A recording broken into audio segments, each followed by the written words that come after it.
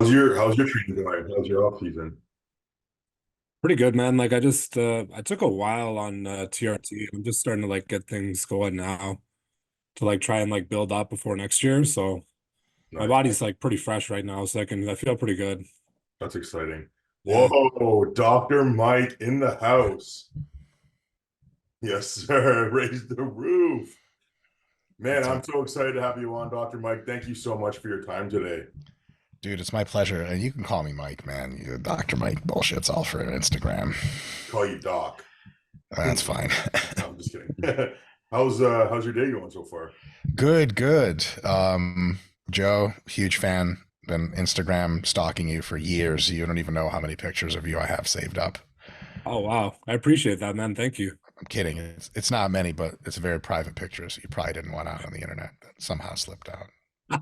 Definitely got the quad stomp picture, right? That one's Yeah. Just yeah. Classic. Some you just have to have. I You got appreciate it, man. other than Jay Cutler, I mean, Joe's got probably the best quad stomp out there right now, right? I mean, I mean, fuck. I don't know. Like I don't know. Does anybody else do a quad stomp like that? I don't see too many people do it. Dorian Did told me to start Branch do working on that? it because I'm getting those cuts, but I mean, You have really good detail too, man. Like your legs and my legs are actually like kind of similar in that sense, I feel. yeah, they're The getting there. details. They're getting there. But yeah, you got that crazy cross-striation in the quad sweep. So anyway, I got Something. got one. Mike, how's your training going? And what's your main goal with training? I'm curious. Um, I have 4 shows planned this year, and they're all Masters Pro qualifiers. I'm 40, so I'm in the 40 to 45 division. And in the States, I get 4 shots at it this year. And so it's like, that's it. That's the only plan. And Awesome. so I'm like 2 weeks away from the NPC universe, which I'm going to jump into. Um, and then Masters Nationals is going to be 4 weeks away total. And then 10 weeks away is Masters North Americans. And then 12 weeks after that is going to be Masters USA's. So, Holy moly. We were just talking about how hard it is to kind of go long distances between shows. Like I'm doing 5 weeks between Toronto and Vancouver, but to do like 10 weeks between or even 12 weeks between, that's pretty hard to manage, don't you think? we'll see. Yes, you find out, right? I haven't done it before, but there's a couple things that obviously, like, the most, the biggest question is, what do you do with your gear? Yeah, But exactly. there seems to be some at least hypothetical ways to solve that problem. Yeah, let's get into that a little bit actually, because I'm curious, especially if I, hopefully continue competing even after Vancouver and onward. What kind of strategies would you implement to be able to stay healthy while obviously staying on track and bringing your best? Sure, sure. Are we going to record that? We are recording already. Oh, fuck off. That's awesome. I didn't know Sorry, I that. forgot to tell you. Oh, no worries. Yeah, hell yeah. Well, then fuck. Let's do it. So strategies for multiple shows basically in the same season was Exactly. Yeah. yeah. So a lot of it has to do with like how close the shows are to each other. If it's we'll take sort of two extreme examples and then an intermediate example. And the intermediate one might actually be the most challenging. So let's say you have like a show every week for 3 weeks. Well, like basically it's not a huge deal. You guys talk about drugs on the podcast or what? It's all good. Everything's good. All Yeah. good. Okay, great. Um, so you kind of run up to your competition dosages, maybe whatever, 4 weeks out of your first show. You just like don't pull out trend, don't pull out orals. Um, 3 weeks in a row gets a little tricky because you probably have to pull growth out like a week or two before that first show if you're serious about it. And then it's tough to just last that long without growth and without the kind of sleep it provides and everything. But it can be done. If you have 2 weeks between each show, it's a little easier because you have time both for 1 week of hard dieting before you have to repeat. Because that last week before a show, like you can diet early in that week. It's probably not a good idea because your fatigue will just get really high and you look like shit on stage. At some point, like an extra half pound of fat doesn't win an extra 2 pounds of body water of extra fatigue. So it's like that's the situation. But if it's 2 week breaks, then you can do a week of like growth and fat loss dieting and hard training. And then towards the beginning of that next week, back off, refeed, rest, and then peak again.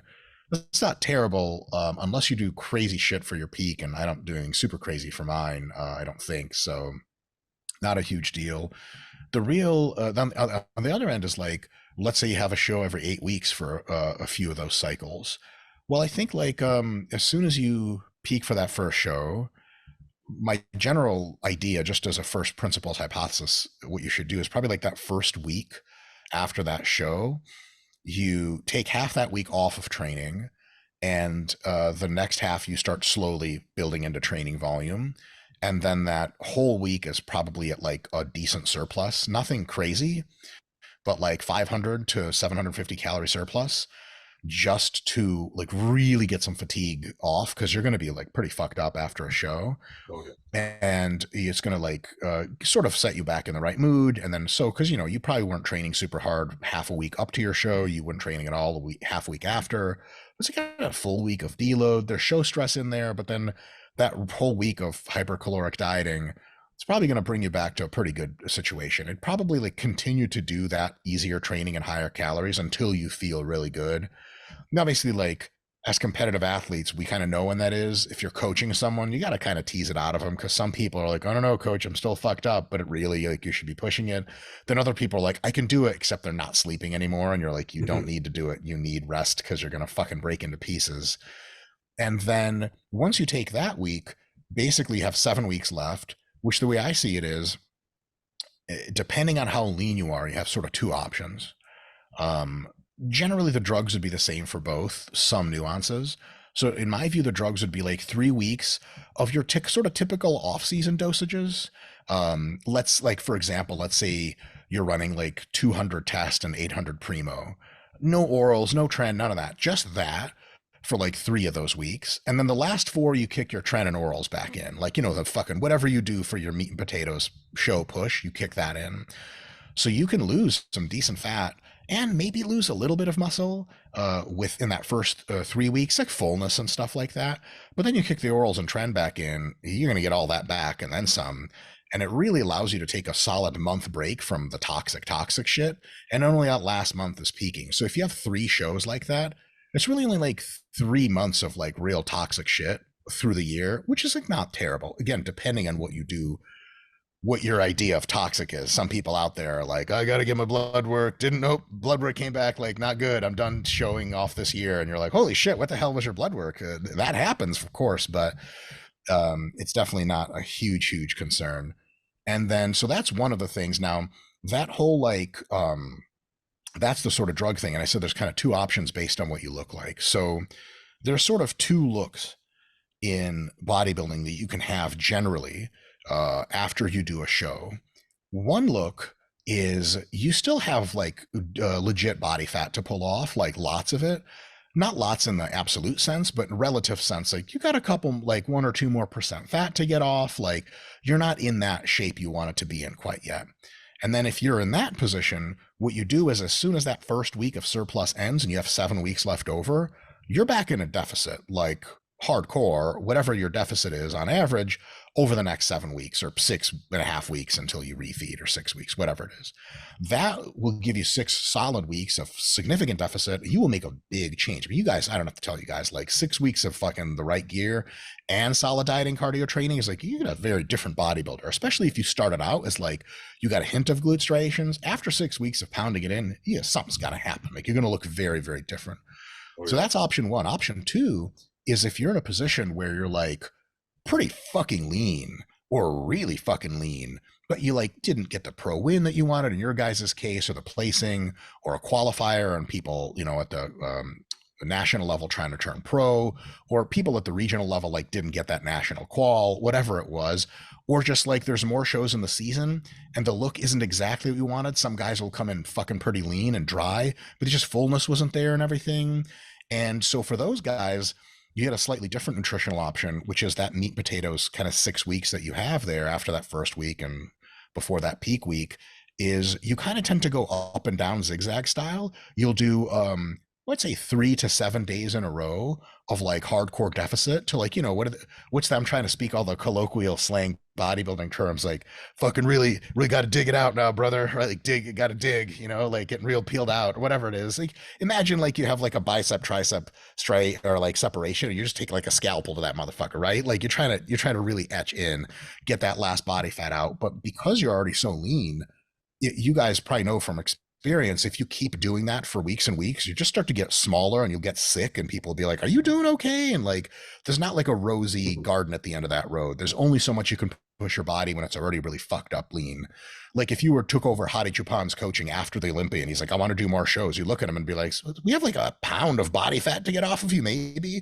You just know where to go if you just keep running a deficit. So what you do in that case, if you're already really lean and you just want to make some qualitative improvements and of course become a little leaner, is after that 3 to 7 days down in a deficit, you do 3 to 7 days up, even at a mild surplus. Now, the cool thing about that is like, you're going to look fucking ridiculous in the gym in a surplus with your leanest physique ever, peaked for a fucking show. Like you're going to look absurd. You're going to have unreal training. You're going to put a little bit of muscle on, especially with the pharmacology. But those few days or even a week of surplus, they're going to reduce your diet fatigue a ton. You know, at the end of like 3 to 7 days of really pulling the fucking calories, you hit up your coach. He's like, how are you? Like, dude, I can't fucking barely walk anymore. I'm not seeing straight. Like, I don't sleep. I have no idea what's going on. Everything looks like a cheeseburger. I'm like at the end of my fucking road. And then if you get to that point, you switch the script and go to a slight surplus for a little bit. After a few days or a week of slight surplus, if you have that sort of like pro champion mentality, you're like, all right, let's get back into this motherfucker. Like I can take more off. Then you go back into a phase of digging. So you dig, replete, dig in that zigzag pattern over the next like 6 weeks. Man, that's going to do something. That's like 2 to 3 weeks of surplus, 2 to 3 weeks of deficit, or 3 to 4 really. And then like that's going to make a big impact, but it won't submerge you under this like infinite well of calorie deficit where you just accumulate a fuckload of fatigue. And that's probably a mistake. It's definitely a mistake I've made before. But you look and you're like, man, I can get leaner. Let's just fucking crush out like 45 days straight of like 2,500 calories where my maintenance is 3,400. And someone's like, I'm going to do the numbers on that. Like, you sure about that? You're like, fuck it. It's just like more trend. And then like everything goes downhill. And last quick thing before I end this rant, sorry for ranting so much. This is amazing. Big, excellent of some value there. The big kicker for me, and I don't coach anybody. Jared Feather actually coaches me, but I get to do a lot of theory and stuff. I've coached people before, and I kind of think about the stuff deeply. I have a hand in my own prep, of course. My big cutoff for when to switch from peeling out, pushing, you know, big deficit, to when to start filling back up until you feel better again to go. There are many cutoffs we can use, like many indicators. But the most reliable one for me, and the one that's the most telling, is sleep. So it can be this simple. If you're coaching an athlete, or if you're the athlete yourself, question is, should I keep pushing the deficit? Assuming there's still a few weeks to peak, because you don't want to push, like if Friday night you're on the treadmill and Saturday night your show, you really fucked up and you didn't think it through. I've done that before. It's fucking stupid. But you ask yourself, okay, assuming I've still got time to either go up or down, tomorrow, should I start refeeding, or should I continue to keep pulling down? Not that you pull down more and more every time. It could be the same deficit. You just keep another day of deficit, like another day of hard cardio and not enough calories to keep you happy. The only way, I think, very objectively, not the only way, a good way, very objectively to answer that question is, how is my sleep? If you're sleeping enough per night that you wake up every morning and you're like, yeah, I'm sleeping, I was fine, keep going. Potentially, if you need to lose the fat. If you're in a position where 2 nights in a row, you guys know that like prep sleep where you like slept a sum total of 4.5 hours over 2 days and you're like fucking delirious, like that's no good. Sleep in study after study and by theoretical mechanism just helps you burn fat, helps you retain muscle, and not having sleep fucks your body in 50 different ways. And all those drugs you're taking do hardly shit anymore, because like if you don't have sleep, even Tren can't save you past a certain point. Well, if you don't sleep long enough and take a lot of Tren, you'll go into psychosis, which is super fun, I'm sure. Get shot by your neighbor trying to steal his lawnmower or something. But like at some point, if you get 2 nights in a row bad sleep, and it's sheerly from the low calories and the kind of nervous system drive of just starving all the fucking time, it's time to eat more food until you're sleeping well again for multiple nights in a row, and then you go back in. So if anyone's kind of heard this whole rant and they're like, yeah, but how do I tell when I stop pulling and start pushing back up, it's, to me, sleep is the big one. 2 nights in a row of bad sleep you couldn't fix, and then if you're lean enough and depleted enough, you'll know it's that kind of sleep. Like, you'll wake up at 4 a.m, like wide awake, and some, your partner or whatever's like, "Are you going back to sleep?" And you're like, "Nope, I'm just gonna shoot laser eyes at the fucking screen." Like, that to me is a big deal, and that you need to kibosh right away. So anyway. No, that was amazing. I mean, we probably got nothing to add to that because that was like a 10 out of 10, 12 out of 10 answers. So really, really valuable for me. Like, because we were talking about going between shows, 5 weeks between this show and the next show. And last year I had that issue where I went from like, oh, I'm sleeping 8 hours. Now I'm sleeping 7. Now I'm 6. Now I'm sleeping 4, just like you said. And of course, my strength went down, started looking shittier, and everything just got worse from there. And then I wasn't even able to keep competing afterwards because my body just totally shut down on me. So that's amazing. Yeah. So thank you so much for that. Yeah. Let's shift to the next thing. So just going based off that, what are your favorite modalities then for augmenting recovery within a prep or a training program? It's a great question. Because I'm in prep and because I've run into this situation of high fatigue before, I had to really give this a lot of thought and a lot of experimentation lately. So to me, recovery is like, what is recovery doing? It's bringing your fatigue down. So this is something called fatigue that accumulates over time. It comes from a couple different sources, but it all kind of ends up in the same place. And recovery means bringing your fatigue down substantially.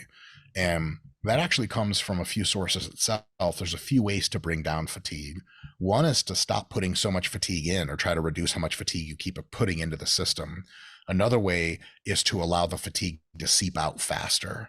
So, for example, let's say that you're like coaching and personal training, and that's what you do for work. And you've like got a pretty decent amount of money saved up and shit like that. You're not like living paycheck to paycheck or some shit like that.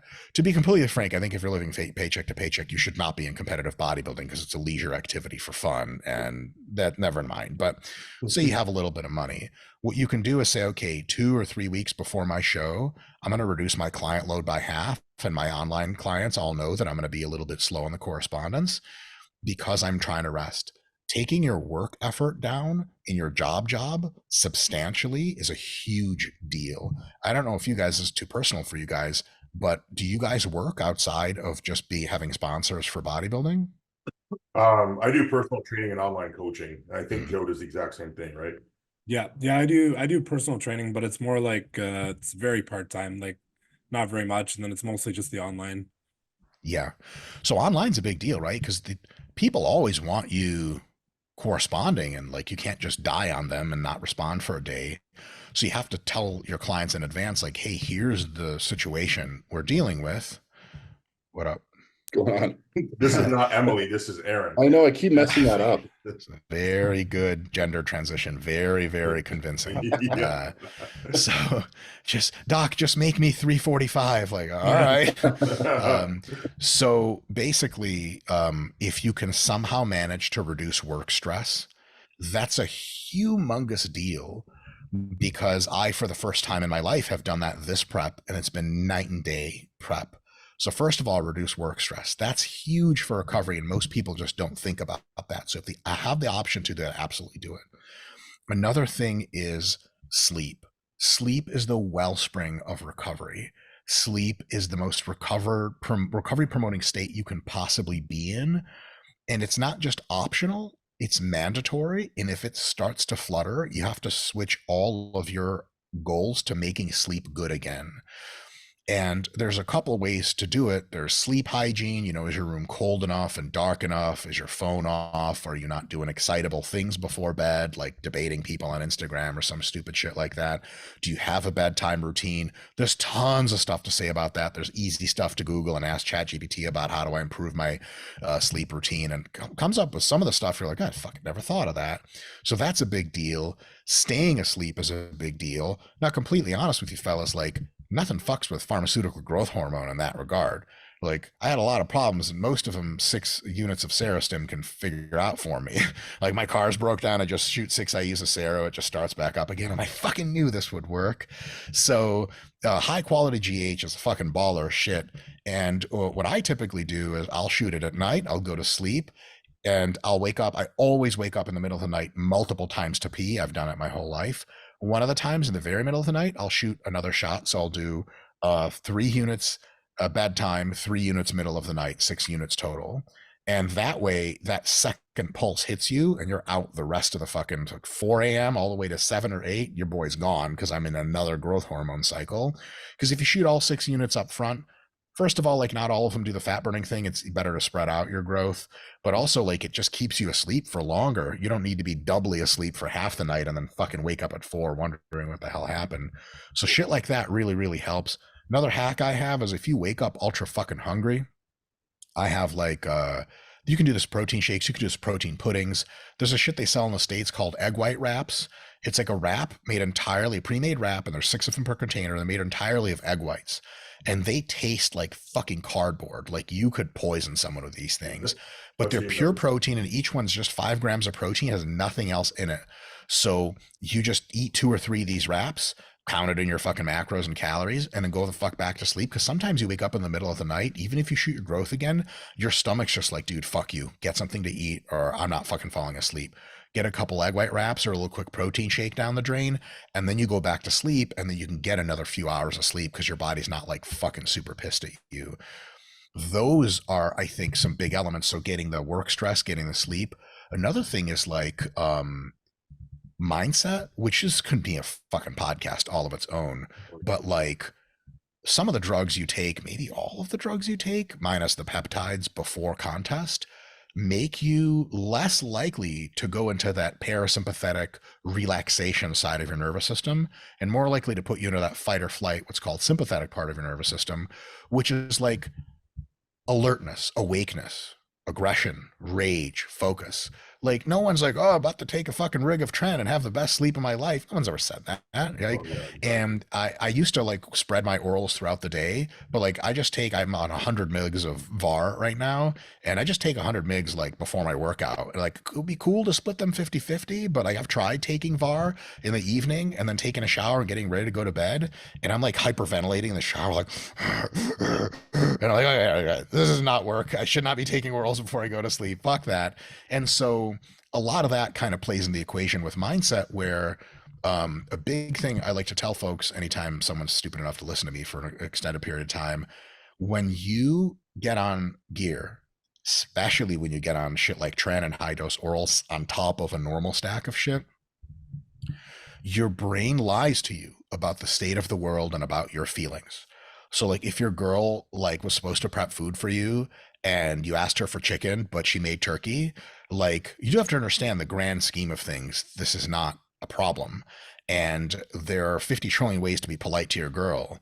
But like when you're on enough fucking Tren, bro, she's like, hey, I made you turkey. And you're like, it's fucking chicken. And she's like, what's that, honey? And you're like, nothing. And you just fucking can't fucking stand it. And people cut you off at the grocery store. You're like, fuck. All of that shit you have to really work on and be like, okay, what is my job in your guys' 3 cases? What is my job as a professional athlete? Like, you guys ever see Kobe miss a shot and he's just like, fuck, no, my fucking God, fuck, get out of my way. And he hits someone's popcorn and fucks off in the locker room. People are like, this is not a professional athlete. This is a child. He's never done that. So as a pro athlete, when the fucking gear really hits you and you want to be stressed, you have to realize this real quick loop. Stress, catabolic hormones, higher fatigue, more fat, less muscle, more water, dog shit prep. I can't do this. So anytime you get pissed, you got to have strategies to bring yourself the fuck back and be like, remember, you're on a crazy drug and it's just going to lie to you. It's like some people will take like mushrooms or weed and they'll be like, oh my God, shit's happening. And you're like, did you forget you were on drugs? Because you could take mushrooms or weed and be like, shit's crazy. And you're like, okay, like, how do you feel about it? Like, I don't know, I'm on drugs, man. People forget they're on steroids when they're on steroids in some like low key way. And then they'll like think their emotions are real. Like, can you believe that guy fucking canceled my membership at the gym? I fucking gave my credit card. Like, Jim, chill the fuck out, bro. Anger is a solution to the problem of like, I don't know, 6 million years ago when we were still fucking apes. Humans have no need for anger or aggression unless you want to go to jail. And then you must chill out. Some of the best athletes I've ever known in any sport, they look like they could get punched in the face on a fucking Caribbean island between attempts at powerlifting meets. They go psychotic and then they switch it off and they're just chilling. If you're a bodybuilder who can train ultra fucking hard, do your work for the day, and then just like play PS5 or fucking watch YouTube videos and chill the fuck out and get good night's sleep, you're going to be a fucking champ. If you are always churning and fucking doing this, it's going to be a bad time. So huge part of recovery is that mindset thing. And it's tough when you're on a lot of gear. So I'm actually just more curious in your guys' personal stories about how you handle the shit at this point. It's like, what would Dexter Jackson do kind of a thing? Exactly, you know bro. I mean? Yeah. Exactly. I got more to say on that in a sec, but well, what do you guys think? I find for Go myself, ahead, Aaron. yeah, sorry. I find for myself, like just I pulled back to 4 days a week training so I can actually recover properly. Because if not, I found like you said, my appetite was getting affected, my sleep was getting affected. So, and I was able to push harder on those 4 days. The fifth day, it felt like what do you call it? Just like a kind of a waste of time. Going through the motions. Yeah, you're going through the motion. We're not there to go through the motions. No, we're not there to just burn calories. Yep. That's a big deal. What I do a lot of is breath work and meditation. And then also just spending time, like literally laying in the grass, laying in the sun, going for walks near the lake on the sand, or just like in nature with trees. And then just listening to binaural beats as opposed to like a podcast, which is more stimulating. The binaural beats, I'm just like chilling and, just walking and letting my thoughts go. I'll do like baths at bedtime with Epsom salts. Damn. Because like you described, it's like even last year where I kind of lost my sleep cycles completely. That reminded me, it's like, hey man, you got to take control of this before it starts running away from you, right? So, and trying to be more and more aware of that. And that stuff has helped me a lot. Yeah. What about you, Joe? I realize I have like routines when I go to bed, like the sleep app machine. I got to turn the fan on. Temperature's got to be at a certain temperature. It's got to be dark in the room. Yes. Just become like a habit, but I pass out right away and I stay asleep. That's awesome. So reading books as opposed to just playing on my phone, for example. Yeah. Stuff like that. Yeah. What about you, Joe? Yeah, I feel like what Aaron's saying there, routine. I find routine is huge. And then just like being able to kind of be intuitive with how you're feeling. So like for me, for example, like yesterday I was supposed to train legs, but I woke up and I'm like, okay, like I knew I needed a recovery day just based on how I felt from like the previous days. So I just took the time to recover. So that way today I can go and train and, hit it 100%. And like, I feel like, doing those things, like having that intuitive feeling, I feel like I've gotten better with that as I've like been in bodybuilding longer. Because when I was younger, it'd be like, I'm sure you guys were the same. You'd be like in the gym every single day. You didn't really have that intuitive like feeling to separate like, oh, am I just tired? Am I just, being a bitch? Like, what is the difference, Yeah. And something like you were saying, going for walks, I find like just like leaving my phone at home and taking my dog for a walk. Like, I feel like that's something that helps me like really calm down and like kind of like take that moment for the day to like, de-stress and everything like that. So I like to do that, throughout the day, at least once or twice, just to, help myself like with recovery and just like overall like mental health and things like that. Yeah, I think disconnecting, right? Because I feel like there's been especially recently, there's been a lot of criticism towards professional bodybuilders online with all these news channels, and it's kind of easy to start watching these things and start getting like feeling types of ways. Sorry, my dog. Yeah, and I found myself kind of watching some of these and then listening to these criticisms and being like, okay, you know what? Now I'm deciding to actually take a week off of social media. I don't mind going on there and posting my shit and just, putting my content out there to keep my business growing, but I'm not responding to comments. I'm not checking my DMs. I'm not scrolling through it. I'm just doing what I need to do and then disconnecting, doing what I need to do, disconnecting, as opposed to falling into that cycle of, well, now I'm scrolling and now I'm wasting time and now I'm getting irritated by things. And I think, yeah, all these are amazing points, really amazing. Dude, man, there's so much about that. The whole scrolling thing and everything is a big deal. I had to stop reading comments halfway through prep because it just they upset me too much. And it's not rational for them to upset me. I'm just on a lot of shit. Exactly. And people say things in comment sections that if you're like relatively normal and you're like on TRT or normal doses, you're like, yeah, people have different opinions. That's kind of cool. But if you're on tons of gear, you're just like, why would someone say such a nasty thing about someone? Like, what the fuck is wrong with you? And the thing is like, no one's ever said anything like this to me in real life, short of like middle school. And then like this just doesn't happen. And so like I start to think like these people aren't really human, and I think very low of them. And then I'm like, I don't want all this in my brain, man. Like comment sections are fucking dumpster fires. And I just don't read them. I barely read my own comments anymore.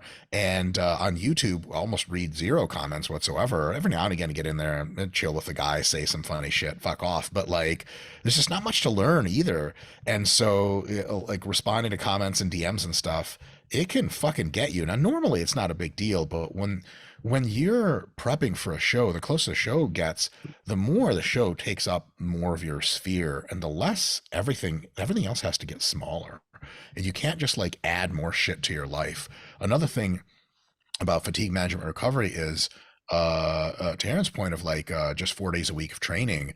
I train like 4 to 5 days depending on the week, because I'm like a floating split. But most days, most weekends this past prep, for the first time ever, I took either Saturday, Sunday, or half of Friday, Saturday, Sunday, completely off. And I have a big hand in running a few companies and shit, so I can't take off, but like work for just 1 or 2 hours at the beginning of those days. And then for me, it's like fucking THC edibles, and I'm not even there. Don't worry about work, because I can't do work. I am fucking useless. And then so that telling myself I get 4.5 or whatever, 2.5 days off per week, it's a big deal, because you can tell yourself like, oh, kind of every day's work / off. I mean, in the digital economy, a lot of that's really true. Then you never have time to truly unplug. If you like spend all of Saturday, Sunday just like chilling with your girl, doing whatever, and you show up Monday morning, you're like, oh yeah, I have a job. It's kind of refreshing, versus like every day, if it's up your ass, it takes something from you. And then at some point you like have that fuck it all attitude, like I quit everything, which for me, anytime I push Tren in, I just get that attitude pharmacologically. You guys ever get that? Like Tren just makes you want to quit everything and just run away. That's why I don't touch it till like close to prep or close to show date. Yep. Yeah, I can't deal with it. Yeah, it's fucked. Yeah. So speaking about, doing a 4 or 5 day split, and also relating that to the RP Strength app, because I'm really curious about that. How could using the RP Strength app help guys like us who've essentially been, programming our own training for our whole careers at this point? Yeah. So RP Strength's the company. We got to figure that out naming wise. RP Strength's the company. The app is called RP Hypertrophy App, and it's just designed for muscle hypertrophy, which is muscle growth. It's to get you jacked app. And the thing is, like, all it is you just write your program in the app, and you can pick a pre-selected program, you can modify a pre-selected program, but you could just custom write any program you want.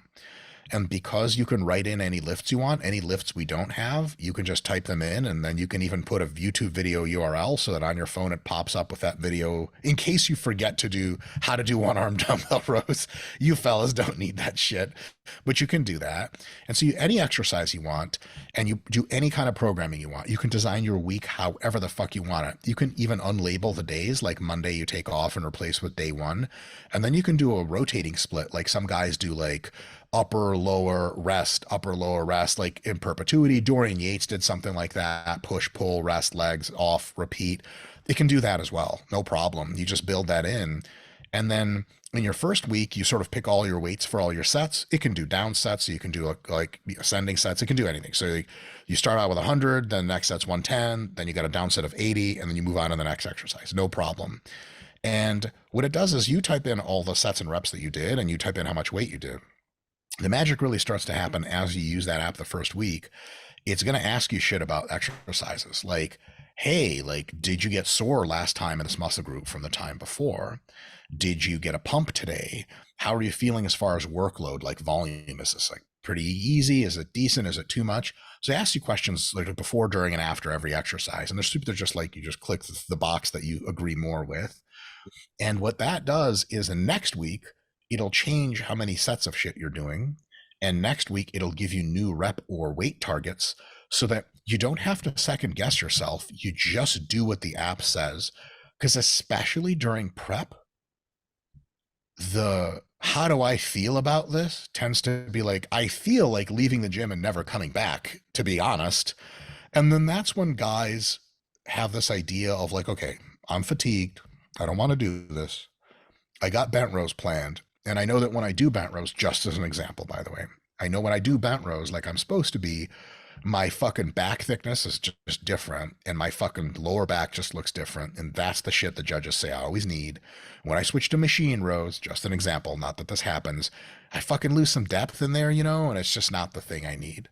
But fuck bent rows, I feel like shit. I'm gonna swap out with machine rows. So good news, the RP Hypertrophy app lets you swap out any exercise, and it just the old one comes back next week, or you say replace this for all of them, and it just replaces for the whole program. But you got to at least look at the thing. And it goes like, you have bent rows for 235 pounds for, 17, 15, 13 reps. Because last week you did like 2 years, like 5 pounds less or a rep less. You got to look at it and be like, fuck, stupid thing wants me to do just a little more than I did last time. And you're like, well, I am on trend. I am on a shitload of orals. I can do this. Like trend gives you that strength of, even if you don't feel like you're going to do it, you're still going to do it, like by the power of trend. You know what I mean? Some shit's just going to happen. Like you're going to get your numbers. And so the cool thing about the app is it kind of takes you to task. It's like, hey, do this. You said you would. And it's a little bit harder than last time. And you're like, God damn it. And then you do it and you're like, thank God I fucking did it. I survived. I hit little PRs. You finish your workout. So instead of coming to the gym every time and being like, how do I feel? What do I do? Which for advanced athletes works pretty well because like your body really well. For the rest of us, it doesn't work super well because a lot of times your mind lies to you. And even if you're advanced, tail end of prep, it can lie to you. Like you've got the 80s on the incline. You got to do 15 reps because last week you did 14. Just ask yourself the question, do I want to? No, fuck no. I want to go do machine presses because I don't feel the fucking dumbbells today. But is it a good idea for you to do the dumbbells at exactly 80 pounds at exactly fucking 15 reps? Yes, it is. Like, well, then fucking do it. And then you get to check it off and it moves on after. So to me, the app basically builds your workouts, can modify them and all that stuff. But one of the cool things it does is it says, like, hey, you built this plan. This is a good plan, right? You're like, yes. Give me a compelling reason to change it or don't fucking change it because here's the plan. Because if every time you come to the gym, you have just like an idea in your head about what the workout is going to be, maybe you'll be a good workout and you'll fucking get after it. Maybe you won't. And then you'll just pussify yourself and pick fucking dumbass movements that you shouldn't be picking because you're just bitching out. You come in without what is that? Like if you don't plan, if you fail to plan, you plan to fail or whatever. Look, the RP Hypertrophy app's not going to save you from that, but low key, it can definitely help. Be like, okay, I have a plan. It's like having a meal plan. Did you without a meal plan? Could you guys imagine every fucking meal in bodybuilding prep, be like, man, do I want like 150 grams of carbs, like 100? You would go insane. You would go insane. And so people do that with their training. It's making me think it's almost like being Goku and then having a reminder when you're getting your ass kicked by Cell. It's like, dude, you can go Super Saiyan right now and just fuck them up, right? Oh yeah. But you have to actually be able to know that and then go ahead and want to do it, right? For sure. And like the app also tracks your progress. So if you get weaker, it'll tell you. But if it says you haven't gotten weaker, you're still getting stronger and the movements are feeling okay, like nothing's hurt, you're fucking good to go. And so for beginners, intermediates, that structure of just do this, it's everything. For advanced people, at least it's a good foundational framework. And then if you're going to switch something out, you have to have like a compelling reason for it. Like I was going to do bent rows, but honestly, like I have legs tomorrow and my hamstrings and glutes kind of haven't super healed 100% yet from last workout. Bent rows are not the thing for me today. I need to go and hit the machine. And that makes sense. Then you can make that replacement in the app and then you're good to go. But it's just super good to have a plan. It also liberates you a lot because you write the plan all in one little go. It probably takes you like 5 minutes to write a plan. And then that's your plan for the next 4 to 6 weeks. So like, if you have to look like, what am I doing tomorrow? All the movements are there, all the weights are there. And because, if you train at the same gym all the time, you know exactly what machine you're using and exactly what weight you're using. And it's just a little bit harder than last time until that last week. Then you deload and repeat. And that ability to have that plan set in stone is so liberating because you show up, you do what the fuck the app says. And if you start like Einsteining this shit, like, well, I don't know, maybe the app got it wrong. Maybe you're right. But like search your feelings or whatever the fuck they say in Star Wars, right? Like if you're just being a little bitch, stop. Just do what the app says. Yeah. But if you're like legit, like my shoulder fucking literally hurts and I can't do laterals, hey, that's a good reason. So at least it's one thing asking you, like, do you want to do the plan or not? And having a plan is fucking dope. I feel like I feel like with pure muscle, it's great, but there's almost too many options that we want to resort to the sometimes easier stuff. instead of doing the bent over rows, which I do on my plan. But some days I'm like, "Oh, I don't want to put the weight on it. Just want to use a pin loaded machine." But I know what you mean. Using like a proper bent over row, for example, you're using, is going to be a lot more beneficial for like your lower back, lower lats, and everything. Yeah. So Yeah. can we set up, for example, like we type in, I want to build my traps, or for Yeah. like a wellness or bikini competitors, like I don't want to build my upper body or my quads too much. I want to just build my glutes. Is that also an option? Oh, fuck yeah. Well, you can go muscle by muscle. You Oh, can make a that's program for yeah. just your biceps if you're into that sort of thing.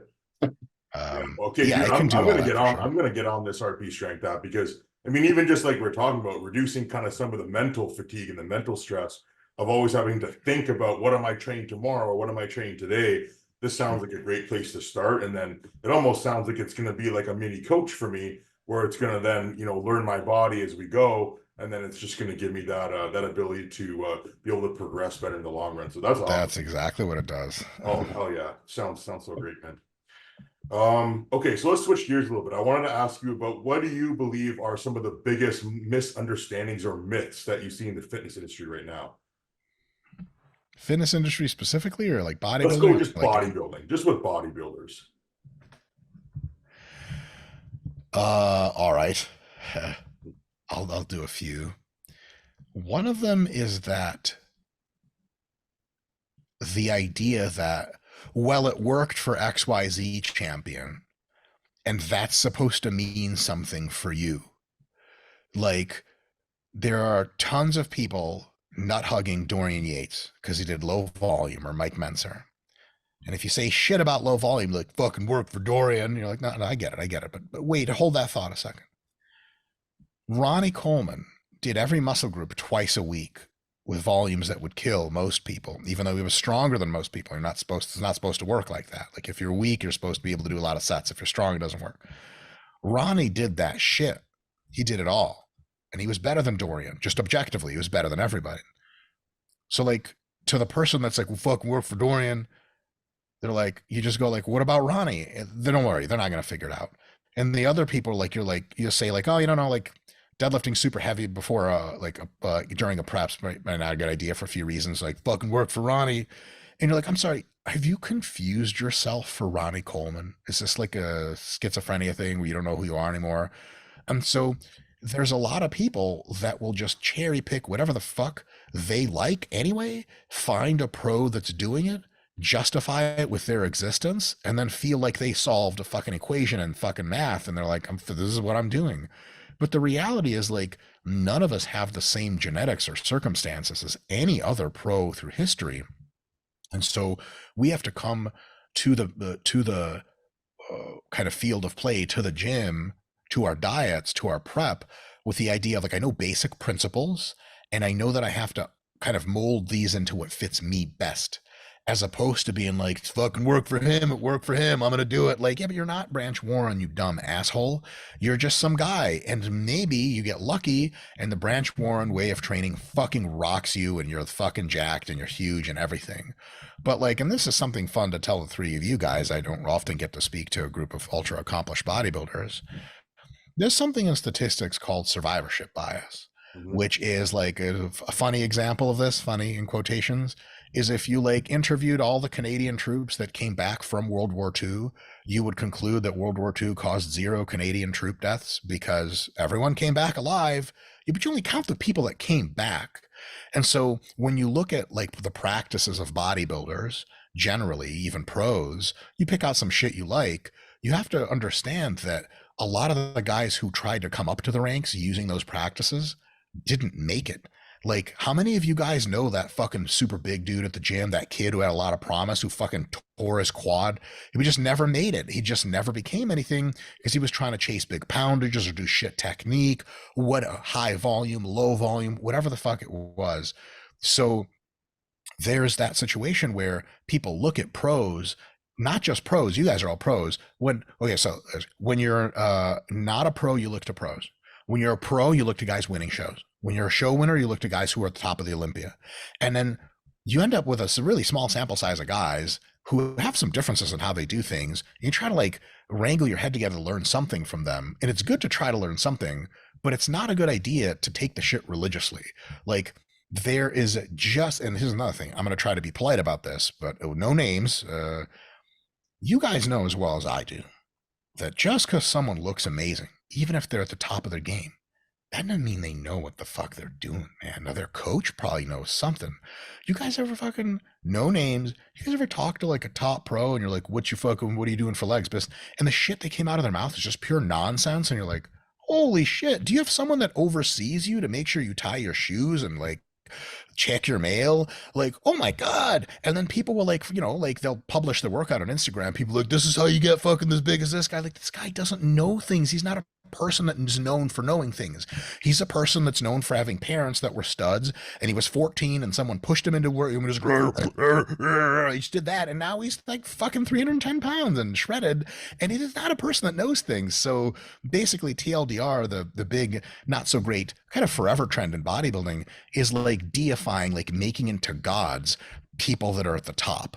You got to learn from them. A fuckload of them have a ton of wisdom, even implied wisdom. Like they might not know why shit works, but you can kind of figure out why shit works.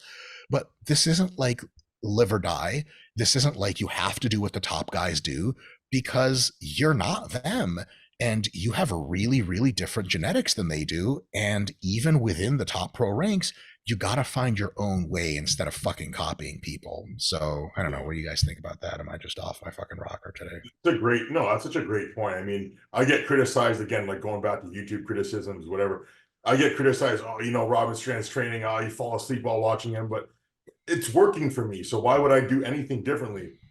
Again, YouTube comment with the Ronnie Coleman example. Oh, Ronnie Coleman used to train way harder than these guys. What's with these guys doing, bullshit machines? It's like, dude, it's working for us. Clearly it's working for us. And if it wasn't working for us, we would probably switch it up and do something differently. Because I mean, we're all similar. We think deeply about this and we really crave progress. And we can recognize that if something's not working for us, we're going to change that, because we're not happy with just staying in the same place and just, we got to do more weight this week because that's what the book said.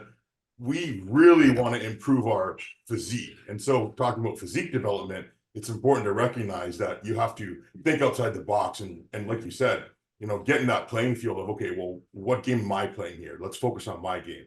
Yes. I find a lot of people just are not coachable. So even at like a high level, you got to be coachable. It doesn't matter who you are. Yeah. That's a big deal. Yeah. That's a huge deal. I find people are stubborn in their ways. Even guys I've coached, like they love to lift heavy. And I'm like, it's not working for you. So we need to switch things up, obviously. And they don't want to. Yeah. Well, it's good enough. If it's good enough for Jay, it's good enough for me. Yeah. Yeah. It's funny. No, I think okay. yeah, like just like kind of touching on that too. I think having that openness to like change things up from what you're doing, especially if you're not getting the results. Like for example, for me, like I was for a while, like I was always going like crazy heavy in the gym. And then it was like, I think like 2021 was like the craziest I was going with, like always lifting heavy, always training heavy. And then every day, like after the gym, it was like leg day. I had to like ice my knees, all that kind of shit. And then I started to shift into like more like similar to like how Robin is training. And like since I've done that, it's like my body feels amazing. It's like, yeah, Did I'm you not get smaller? No, I got bigger. Well, heavy is all relative. So it's like, it's more about, keeping in that form that you're trying to aim for, because as we've gotten older into the sport and like the longer we've trained, the more you develop a better mindset to like train properly, really focus on executing the form. Because I remember when I started, not when I started, but a few years in, I was benching 4 plates, but now I bench 4 plates with, I guess, more of a purpose. I'm not just moving the weight and trying to muscle being worked. I'm trying to almost make the movement harder. Yeah. I got another one for top things that Robin, is it okay if I do another one of shit that in bodybuilding that's not ideal? Yes, please. Very related. How do I say this best?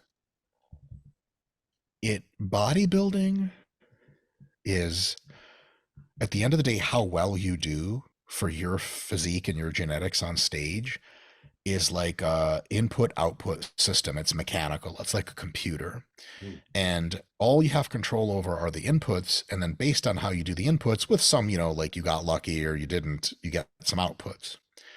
And all of the inputs are like questions of like mechanical tension, nutrients, angles of pull on muscles, none of them are like emotional kinds of questions. Where am I going with this? A lot of guys, with the idea they bring to how do I want to train in the gym is has a part of it, hopefully a big part of like, will this make me better at bodybuilding? Like, will this get my fucking belts to grow? But they bring other shit that it just should leave at home. Ego and all the extensions off that. I want to go fucking heavy. Like, why? I want to do certain exercises. Like, I was a pretty decent squatter, and my squat looks really cool. Like, it's like the textbook squat or whatever, because I have little baby femurs. And I was like a lot of times still squatting well into bodybuilding, pretty heavy, because like it well on Instagram, and that's what I did, and people like to see it, and I like to do it. I'm a squatter. It's who I am. Then like Jared Feather, my coach and best friend, he was like, "Do you need to be Biological son as well. also my son?" It's really weird. He's also like my dad. I don't know what the fuck's up with Whoa. that, but he was like, "Do you need to be squatting? Are you not getting something out of hack squats and leg presses?" And I'm like, okay, wow, he's fucking right. He's fucking right. Barbell rows, overhead presses, inclines, many of these exercises, if they check the boxes for gives you great stimulus with low fatigue, fucking use them. They're unbelievable. They built most of my muscle, etc. But sometimes you got to do something like, fuck, I would use the G word, but would get us canceled. Lame. Something fucking lame on paper can work better. It just does. That flat press machine Atlantis makes, yeah, it's not a bench, but it zaps your pecs just as good, and it leaves your shoulders and elbows the fuck alone. Your ego's like, dude, don't use that thing, man. Get on the fucking barbell and fucking get some fucking 4-plate shit moving. But you're like, wait a minute. And it all comes back. For me, I've lost a shitload of bodybuilding shows and I've just looked like total shit. So for me, it doesn't just come easy or automatic. And I remember at one point, I'm like using like plenty of gear, and it's driving me nuts, and it's just taking away life enjoyment. You guys know, like tail end of prep, there's like beautiful shit going on in your life. And you're like, I can't feel beauty right now. I'm like a fucking machine. So I'm all of this I'm jettisoning away from my life. For what? It was just one thing, really, to look the best on show day that I can. And are squats going to get me there, or is it hack squats? If it's really squats, do them. If it's really hack squats, shut the fuck up and stop squatting. Are sets of 4 and 5 going to make you any smaller than sets of 6 to 8 or 12 to 13? If that's the case for one of your muscles, guess you got to go heavy. Some guys need to go heavy to keep their muscle on through the show. Some guys sets of 20 and shit, it just way better stimulus all around. And you're like, why don't you just do like sets of 15 to 20 kind of all the time for most muscles? Like, I don't know, man, it's fuck, gotta sling some iron every now and again. Like, no, dope. Do the judges have a round where they like after quarter turns, like, all right, max benches, any incline curls that we can report? You guys have YouTube videos we can count up how many lift? Nobody gives a fuck. And so all that ego bullshit you bring is like, we were all young once. Like, I used to look at barbells and be like, when it starts bending, I fucking get hard. I want barbells to bend before I touch them. Like anything above 4 plates on a squat just starts bending, the bars sitting there. Oh yeah, I want all that shit. I want in there. I want to fucking do crazy shit to my body. But doing crazy shit to your body might not be the ideal way to put a physique on stage that you're proud of. And if you got to do some shit that you're not like ultra proud of, like, yeah, it's fucking rear delt machine, I don't want anyone seeing me use it, but it does the job. The way you end up winning may not be as sexy as you imagined. Like, you know, you could kill Hitler by like jumping out of a fucking church roof and sniping him, and then you win World War II. Or like you pay a female spy to poison him and then he's dead. Like, that last one sucks. There's no dragons to slay. That's fucking lame. Hitler's dead though, god damn it. World War II is over. So just the same way, you're at a fucking bodybuilding show and you fucking get first call outs, and your coach is like, see, we started like deadlifting and squatting less. You didn't compress your spine as much. You didn't feel super fatigued. You never got hurt. You did some lamer shit, more machines, more controlled shit, but like, don't you like your trophy? At the end of the day, it's like, what's gonna get me to this level that I need? Everything else at some point has to be wiped off, including egotistical shit. So to wrap this up really quick, a lot of guys on YouTube, comments people, right? And these are real people in the world that train with weights. They like a lifter's philosophy because of that person's a spirit animal. Ronnie Coleman's a god and forever will be. Why? Because like 800 pounds, 7.5 weeks from Miss Olympia, I'd like to see somebody else do this besides me. Like, yeah, fuck yeah, Ronnie. Now, if you're like, hey, if you were coaching Ronnie, would you let him do that? Fuck no, are you kidding me? I'd stab him to fucking fall down in the gym before I let him deadlift for a double. Are you fucking nuts? Can you guys imagine if one of your clients was like, hey man, I want to go for a max double deadlift here, like in show prep? You're like, I'm sorry, is there powerlifting meet coming up that you just didn't tell me about? It's totally wild. So people want to train like Ronnie. They want to train. And here's the thing, another really quick sort of addendum to this. A lot of the bodybuilders out there who are winning as fuck, they never get mentioned as the people that people emulate. Who do people emulate? They emulate, let's say Mike Menser, who never won the Olympias, way better bodybuilder than I'll ever be, but like just didn't. Dorian, who won 6 of them, and he's the fucking champion, but he fucking went hard, right? That British shit, like, oh, you in it, like that shit. And then they emulate Ronnie because Ronnie is Ronnie, right? What happened to Phil Heath? How many of you guys have ever seen someone say like, yeah, man, it's trying to train like Phil? No one ever said that, because what does Phil do? Sets of 15 of fucking tricep extensions, 5 reps from failure. He just does 5 sets. The total work accumulates, and he turns out to be Phil Heath on the other. There's nothing sexy at all about Phil Heath's training. Derek Lunsford. Nobody gives a fuck about Derek Lunsford. Jay Cutler, people tried to give a shit about his training, and then he goes on a podcast and says, I've never went to failure a single time. And people are like, oh, God damn it, I didn't want to hear that. You're like missing all these Olympians and gods that just don't train in the way that really tickles your fancy. And you have to realize at some point is if you're still winning shows and you're still in one piece, fuck it, YOLO, tickle that shit. But if you got some trouble and you're not getting where you need to be, you need to pull all that bullshit ego crap out of your program to left only with what you think is your best logical derivation of what is going to work. And if there's anything in your plan that is like fucking kind of lame, but it works, shut up and do it. And if there's something missing from your plan that's like a fucking draw the red Roman sword and stab people in the face type of shit, like barbell lift, slinging the fucking 180s on fucking incline when you should be doing the 150s, that kind of shit, what do you get out of it? And the last thing I'll say is, imagine you get the fucking 180s going 3 weeks out, something clicks in your shoulder. Fuck. What you gonna do now? What you gonna do? Show in 3 weeks. You're inflamed, your bicep got red shit in it. So what are the 150s going to do? Well, they wouldn't have given you that spirit energy of being a fucking Viking warrior. Okay, unfortunate, what a loss. But they just took you out of a whole competition season. Slow clap, fellas, slow clap. Slow clap for the gentleman in the back that's too fucking dumb to back up out of his own way. I've been that person basically my whole life. A lot of this stream of consciousness talking is me trying to talk myself out of doing dumb shit. You guys know what I'm trying to say? Oh my God, yeah. Yeah. 100%. No, I think that's great. I mean, it's like, forget about do the hard shit. It's more about do the shit you need to do. Yes. Right? Yeah. Yes. I don't like squatting. I do not like squatting, but I do squat. Yeah. Because it works. Because I don't even so I have a leg coach, you guys know, like Mike Asadou. I don't even know what we're doing that day. And he tells me, oh, we're doing front squats today. I'm like, fuck. I just do it. I complain a little bit, but I'll do it. Like, come on, we got a squat today. And you can't really question him, or he'll tell you to go home. Yeah. I work with Eric Seifert, who's a muscle activation specialist, and he's a personal trainer as well. But anyways, a lot of the times he's getting me to start my workouts with abdominal training, and I'm sure you guys know how much you're like, oh my God, like that's literally the last thing you want to do. But of course, once you do it, it's like, oh, well, now my lower back doesn't hurt when I'm doing my back workouts, or my hips feel better when I'm doing my leg training. So yeah, that's a great point for sure.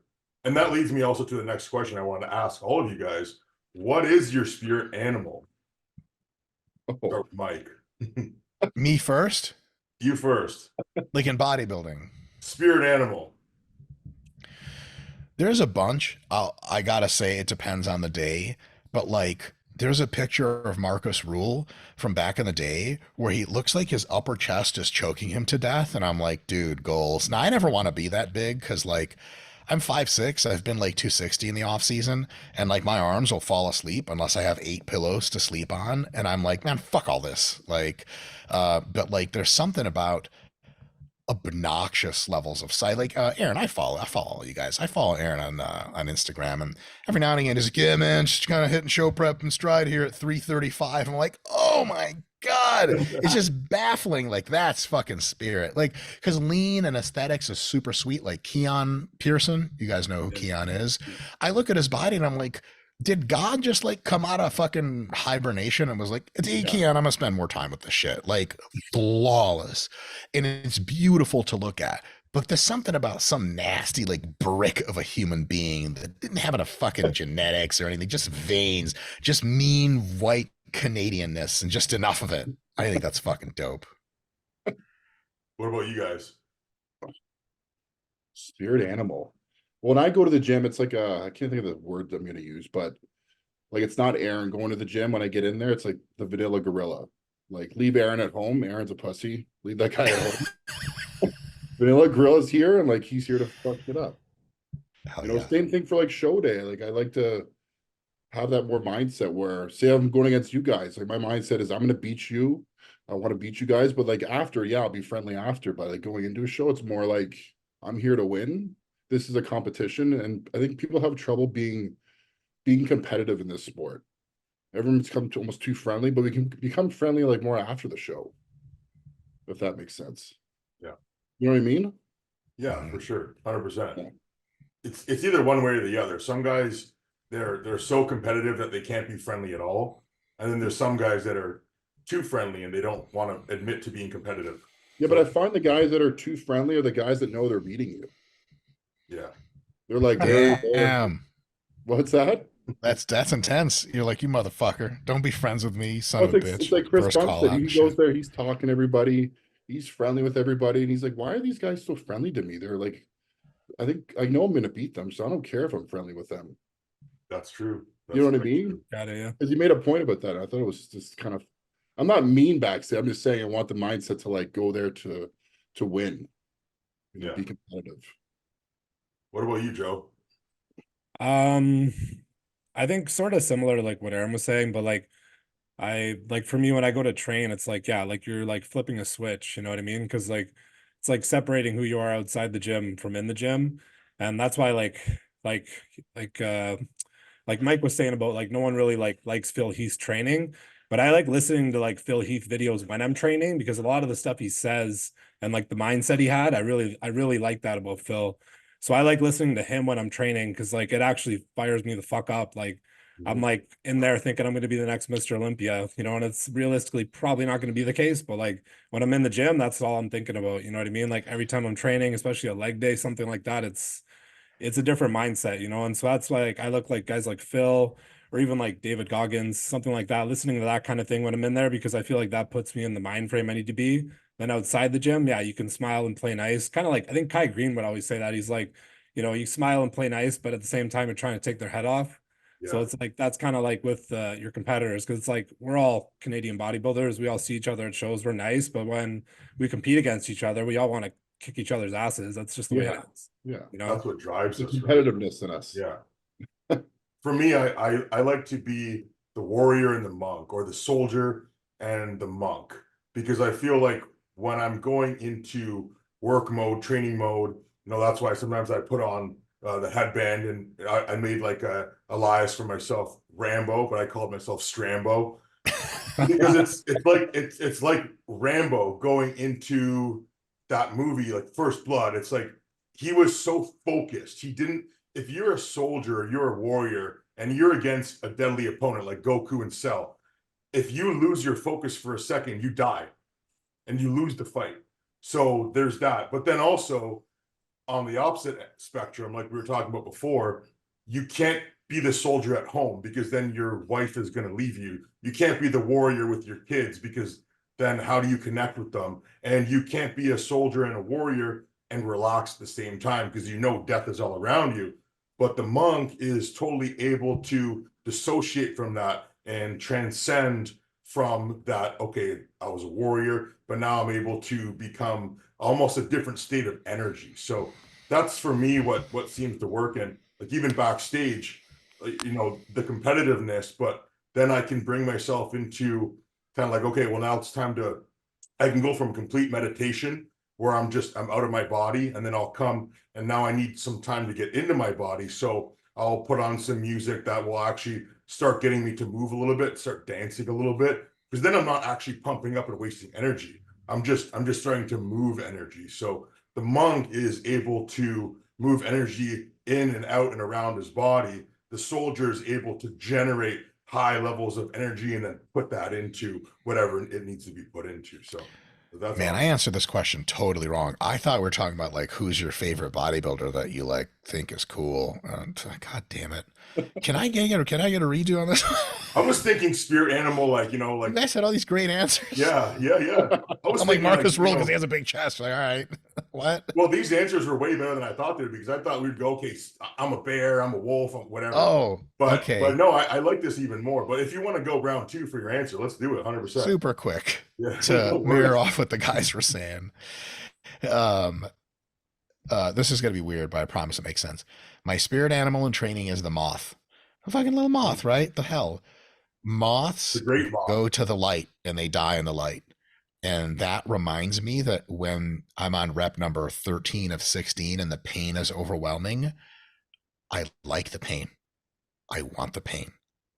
The more pain I get in the muscle, the better my results are going to be. And it's such a mind fuck because your entire physiology is designed to recoil away from pain. Bringing your mindset to like, no, this is a good thing. I want more of this.